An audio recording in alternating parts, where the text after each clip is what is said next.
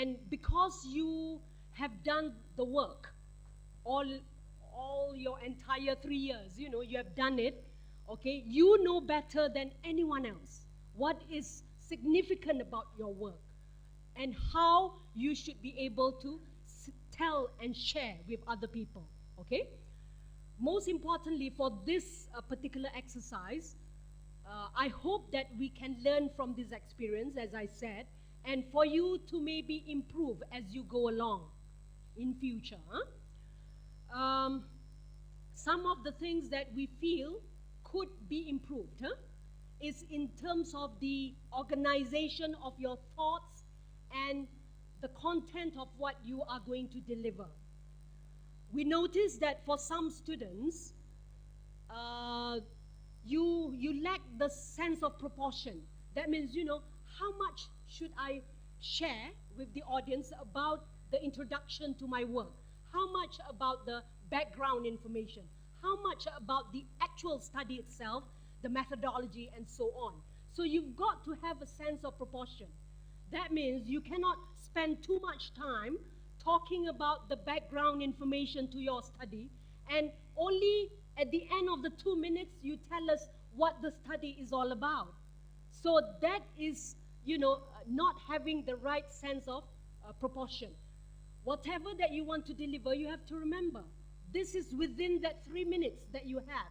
So you've got to know how much to say when you talk about the introduction, how much about the problem statement, how much about the actual study that you are doing, and the methodology, and the conclusion. So you've got to manage your time properly, okay? So that is very, very crucial. What we have learned also from the exercise today is that I would advise everyone not to memorize and not to learn by heart, keeping very, very strictly to your prepared text. Okay, of course you do prepare whatever information that you want to deliver. However, when you memorize it verbatim, word for word, the problem is when you falter. That means, you somehow forgot a certain word or, a sentence, then you will falter. That means you forgot what next to say. So my advice is that when you organize your thinking, right, make sure that you don't learn things by heart and verbatim. You should know what to say first, what to say next, and after that, what you should say. And because you can't read this time, and you don't even have notes to refer to, this is the challenging thing about a 3-minute presentation. You don't have that luxury of, time to look at your notes and so on. So it has to be done very, very quickly and effectively. So that is a challenge. So my advice is not to stick too closely to what you have prepared, but organizing your thoughts in a coherent way so that whatever you deliver is according to what you have prepared, up here. Okay, you just know what to say first, what to say next, and following that, what is it, and lastly, how would you conclude it? Okay, so that is something that I think you all should learn from this presentation.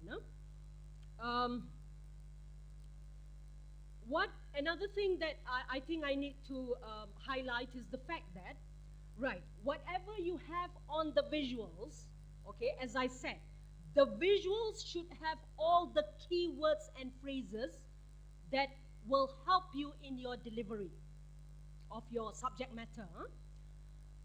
It should not only be a graph or, just pictures without the main points of your presentation.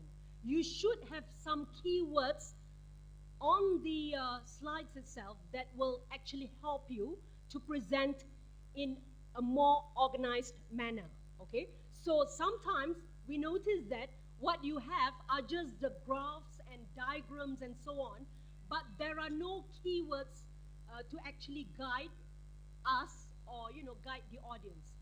Right? Remember, as I said, we are not experts in your field, but the moment you are able to deliver it in an effective way and making us understand what is it that you are going to say, no matter how technical it is, we should be able to follow.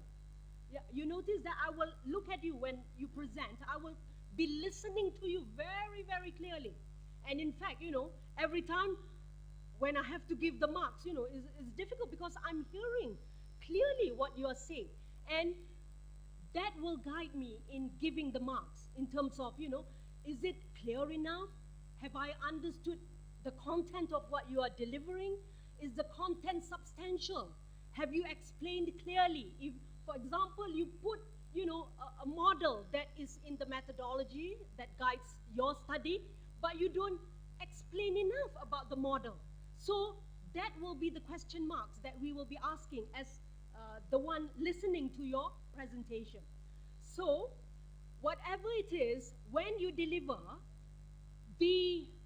all the words or the terminologies that will actually help in the presentation, you should use it in doing your presentation, because that will help to make your presentation more substantial. Okay? Don't make it too simplistic to the point that it is as though the topic is very, very general and, very, very simple. So that should not be the way. You can still use the terminologies, the, special words related to your study. As long as you deliver it clearly, we should be able to understand it. However, do not be engrossed into including too many technical information. That is what I'm saying, right? If the information is too technical to the point that, it's not clear in terms of our understanding, that is where your presentation would lack the tenacity. Okay, so that one, you have got to make sure that whatever that you deliver will clearly state the subject matter in which you are delivering. Okay, so that is one of the things that we notice. Also, there are problems with intonation, stress, pronunciation, and so on. So that you have got to try to improve. That means if you're not sure of how to pronounce the words correctly, maybe do some checking. If you know the phonetic symbols in the dictionary, it guides you as to how to pronounce certain words and so on. All right? English is a subject sometimes which can be very confusing. Okay? The same letter would be pronounced differently in different contexts. You don't ask me why. That is it. That is the language. Okay? But as users of the language, we have to know how the words are pronounced correctly. So check. And the more you listen to how people use the language, the better you are at pronouncing the words. Okay? So you can check with, the English lecturers how to pronounce if you are not sure. Okay, how to pronounce the words. What is most important is that when you are presenting your, in that 3 minutes, what is significant about your work, your study? That is what you should be highlighting. What is the novelty of your work?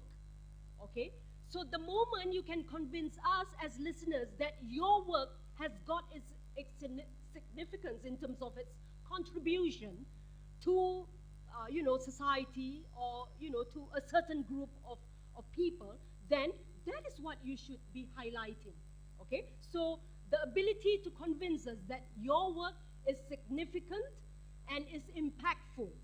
So that makes a difference if you are able to do that, okay? All right.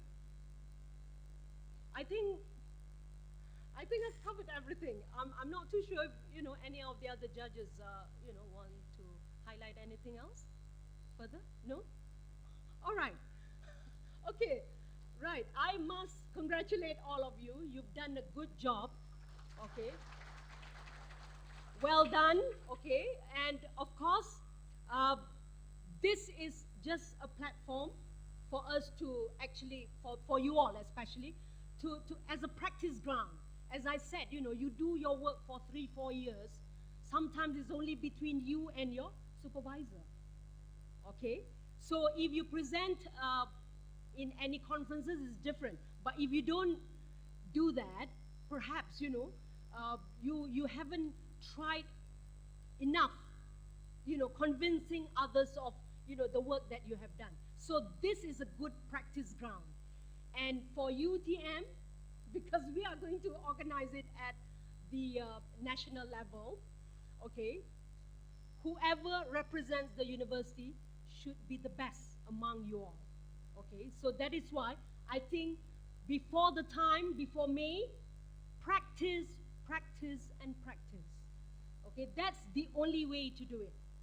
Okay, through practice, you will become better. Okay, right, thank you.